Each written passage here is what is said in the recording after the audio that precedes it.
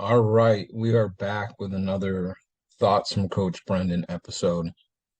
Had a lot to deal with over the last week or so, a little bit over a week, with being sick and then having our 100-hole marathon and stressing and pushing um, to get donations for that. And that is done and over today.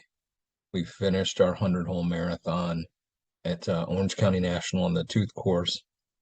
I'm going to share some thoughts about that as it pertains to playing the game and but another shameless plug, we are going to continue taking donations up through Giving Tuesday, which this year is on November 29th. So Giving Tuesday, for those that don't know, is the Tuesday after Thanksgiving. So you got Black Friday, which is the big shopping day. And then really it's just turned into multiple days of sales for shopping, getting ready for the Christmas season. And then Cyber Monday. And then a few years back, they instituted uh, Giving Tuesday, which is really putting a focus on giving to various charities and nonprofits that do a lot of good things for a lot of people in various concentrations. And our Little Linksters organization is a nonprofit too, and golf is our vehicle. As I said in a previous video, golf's our vehicle to impact the community, the youth of the community, kids that would have never had the opportunity to take all the things from golf that it teaches because that's just not something that's normally uh, within their whether it's their family's resources or even them having even the foggiest idea that golf even exists. Um, and we also help out the kids that do become golfers through family, passing it down to them. So Giving Tuesday, we're going to keep pushing this 100-hole marathon fundraising as much as we can. We're a little over $9,000 now. There's still a couple not showing on our website. We got to get those posted up on there. And there's still some opportunities that I'm working on, but you don't have to give much. You don't really don't have to give much. It could be $25, it could be $10, it's and in a perfect world, I would love more people giving less, obviously the big donors are what kind of gets us through. And I really appreciate those. And that's kind of what I go after. Um, that's something that I've really pushed me personally the last several years with our fundraisers. But anything helps. Anything helps. You can see on our Facebook some of the things from today, the 100-hole marathon. And so last time I'm going to say this, well, at least in this video, you can go to littlelinksters.org, go to the players tab, pick a player, and donate whatever you're capable of donating now through Giving Tuesday on November 29th. All right, so thoughts from the 100-hole marathon. If anybody saw any of the little quick live streams that I did on Facebook today, the first one I put out was funny because at least funny to me because um, I don't play much golf. I'm around the golf course all the time. I'm helping other people play better golf. That's what I love to do. Um, but I personally don't play much. So I'm going to give you a little bit of history of that because it's not just me. There's a lot of PGA pros, believe it or not, that don't play the game very much. Some very prominent teachers don't play the game very much. Um, and you know, I totally understand those that say, how can someone be a good coach if they can't play very well? When I say that I don't play, I don't. And I'll get into the reasons why in a minute.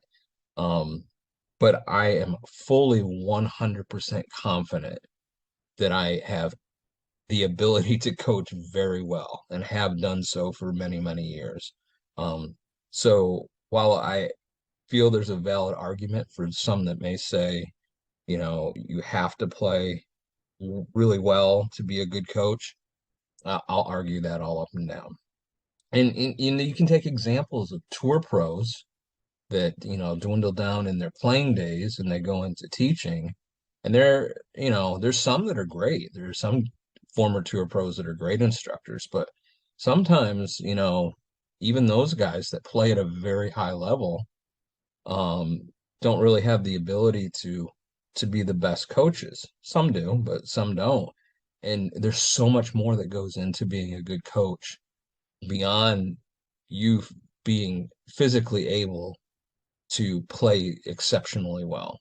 There's communication, there's on the business side, there's marketing, and there's running a business. But there's creating relationships with your students. There's building up resources and getting to know a lot of other people so you can, if one of your students um, has, an injury, you can refer people out and you get to know people in that realm in the golf business. Equipment, you have to know about that. You have to be a good mental coach. And if you get to know a lot of people again in the industry that work in that side of it, you can refer people out. So there's just a lot that goes into being a good coach that goes way beyond your ability to play the game. Now, back to my playing history, because some people might be interested in that. I played in high school. I started really young, 7, 8 years old, fell in love with it. All of us that are golf professionals fall in love with the game through playing it. There's no mistaking that.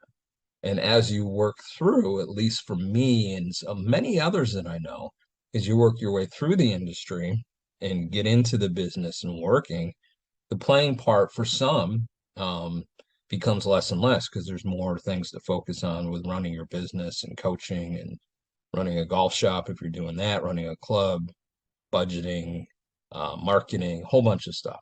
So the ability to play kind of dwindles down unless you kind of make it part of what you do as a golf professional. And there's many successful PGA professionals that do that, that play very, very well. Um, so I played pretty good as a junior. We didn't have a lot of junior tournaments in my days, and especially where I grew up in upstate New York. Had a very promising outlook as a freshman playing on the high school team, and did fairly well with some good seniors on the team.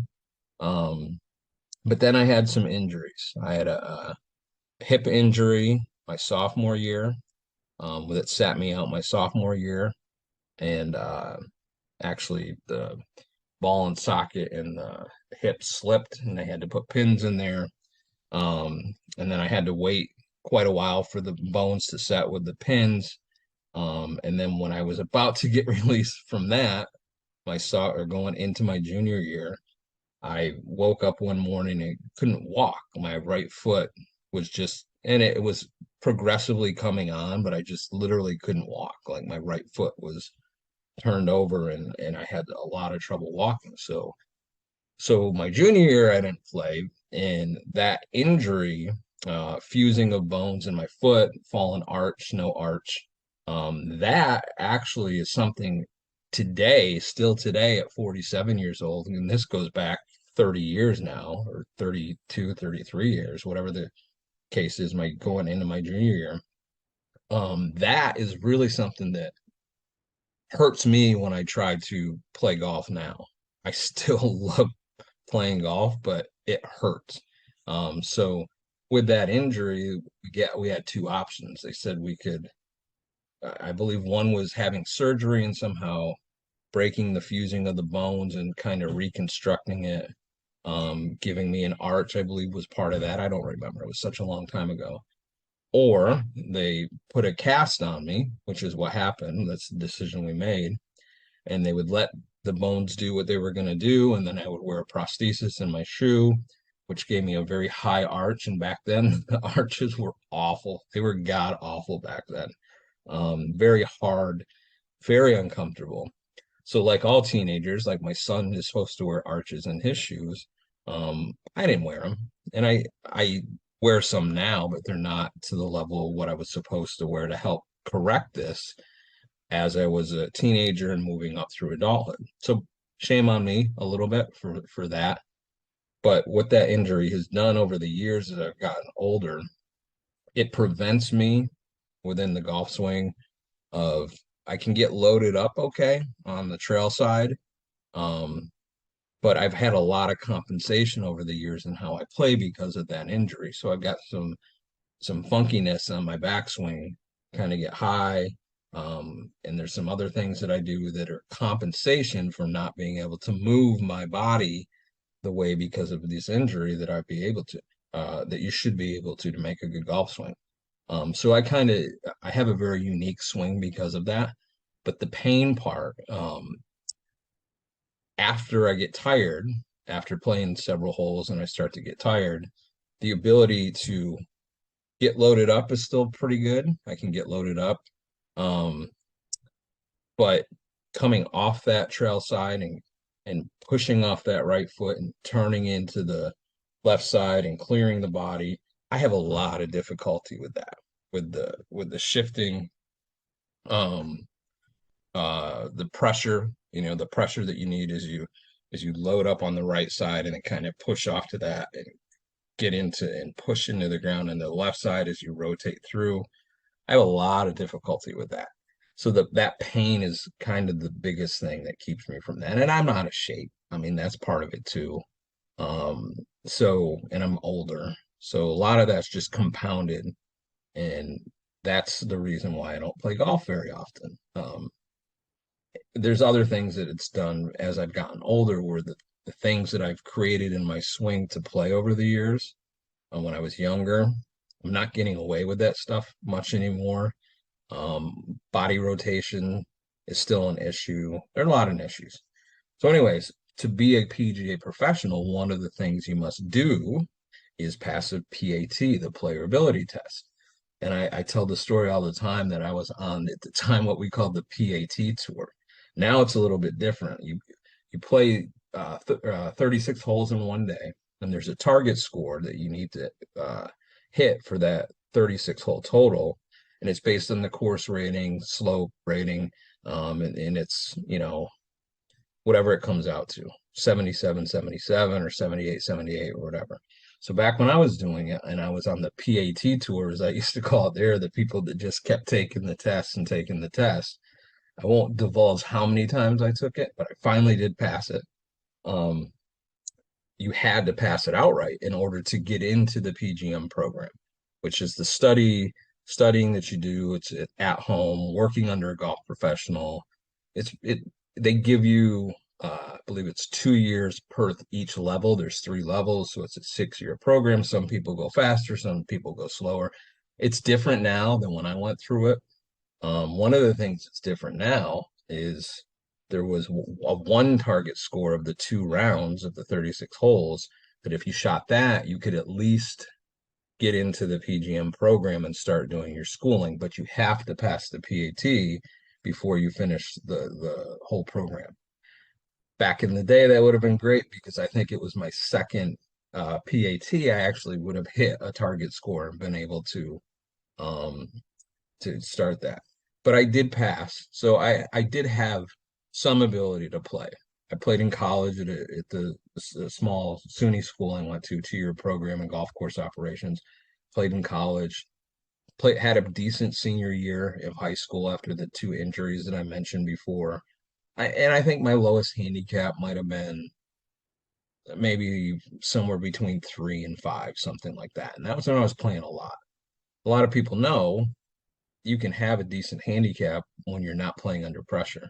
And I never really played in tournaments that much. So I never really experienced that pressure, except basically in PATs. So I'm a decent golfer. I was a decent golfer for a while. I passed my PAT at 77, 74 for the PAT that I passed. But that's a little about my background, my history of playing the game. There's been a lot of obstacles to overcome.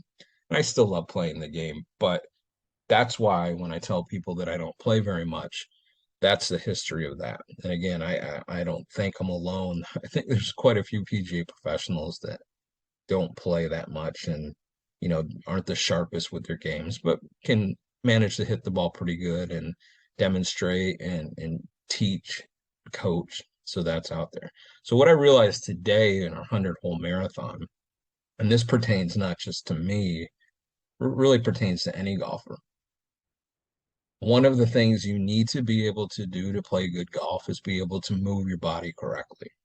And I talked about how I kind of circumvented things because of injuries, and that only got me so far. I was as a youngster and working my way up through.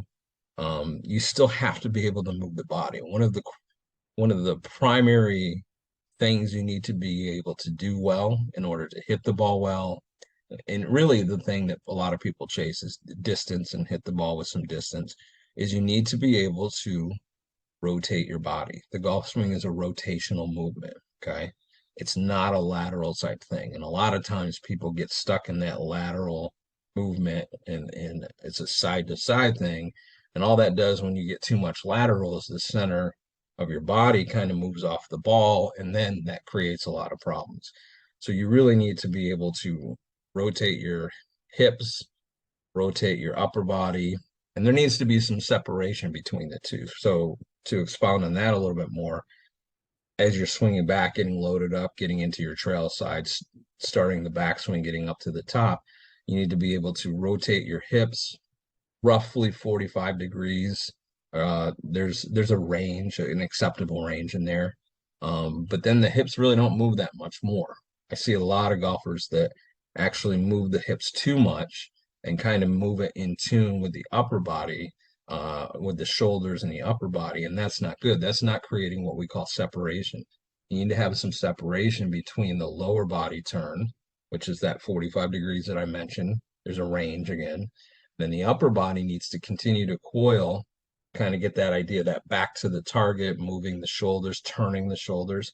So let's say you turn the shoulders another 45 degrees on top of the hip turn.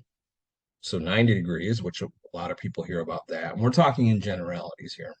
So that separation between the upper body, that turn of the upper body and the lower body, 90 degrees, 45 degrees, that kind of creates the coil that you need to be able to kind of unleash that as you're coming down from the top of the swing and transitioning into the downswing through impact, and into the left side or the lead side and hitting good golf shots.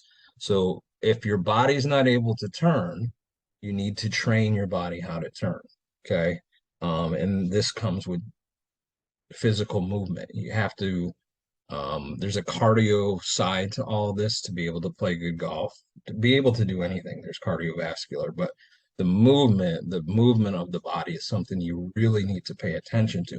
That's something that I struggle with. I can get away with it a couple shots where I actually turn the body well, but I'm super tight. A lot of golfers are super tight, and it's from lack of movement. So the one of the best things you can do for your golf game, even if you're someone that, if someone just looks at you, I have a lot of juniors that you just look at them and they go, oh, well, there's nothing physically wrong with them, or they look athletic. But a lot of them have issues, whether it's in the hips. Hips are really tight and can't really turn well, hamstrings, different parts of the body where you can't really move too well. That can become, or that not can become, that is an issue that needs to be addressed in the golf swing and able to have more power, be able to swing more powerfully. So that's something that I noticed today. And I notice it every year when I play the 100-hole marathon, because I go from like 0 to 60, zero to 100 when I play a 100-hole marathon, of not playing a lot of golf, and then I'm out there playing that much golf in one day. And I definitely feel it right now, and I'll feel it tomorrow, that tightness and the soreness because I can't move my body well. So that is my advice to any golfer, even those golfers that can move their body well. You need to still train to do that, okay?